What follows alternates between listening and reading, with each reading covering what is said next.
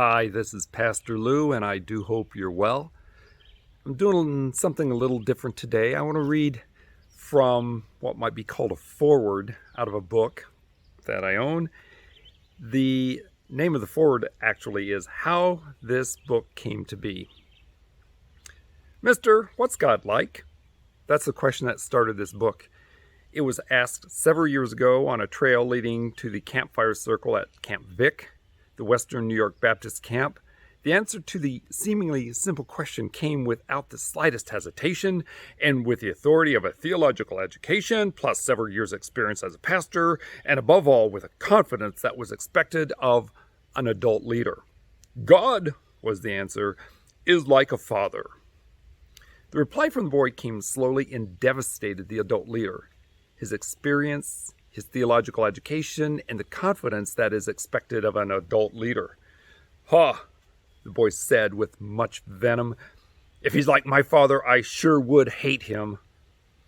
The rest of the trip to the fire circle was made in silence. The adult leader was never the same again. Try this one.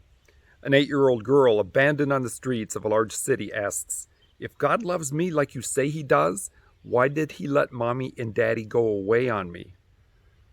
If you try to answer this, remember that you are speaking to an 8-year-old who has never experienced parental love, a girl who has known little of family relationships except that she is not really a child. She is an intrusion.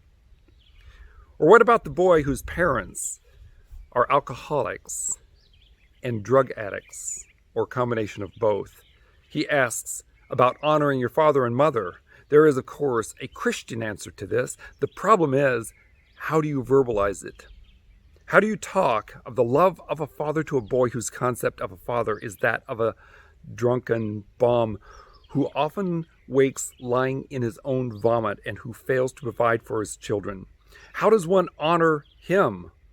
Or, when the same thing applies to a mother and some of her men, where do honor and respect come in? Honor, respect, love.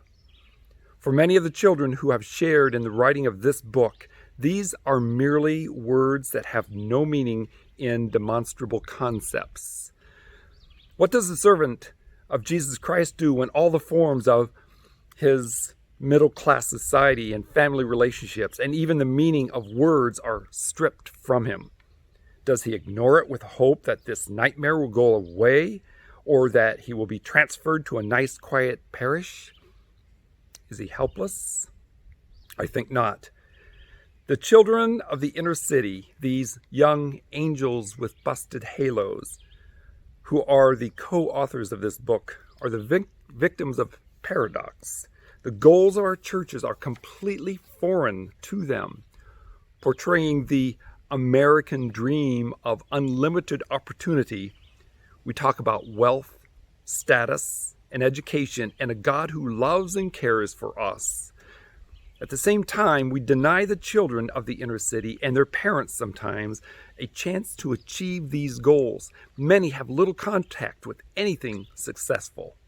Frustrated, they seek to establish their own goals. They seek to establish their own system of values and groupings, and even of religion.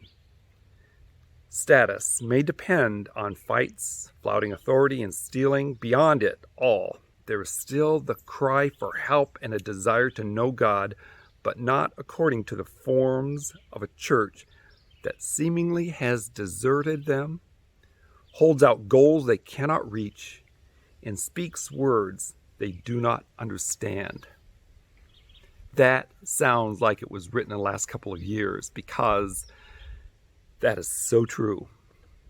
I just changed a couple of phrases in there because I would have given away the dating of the book had I used the original terminology.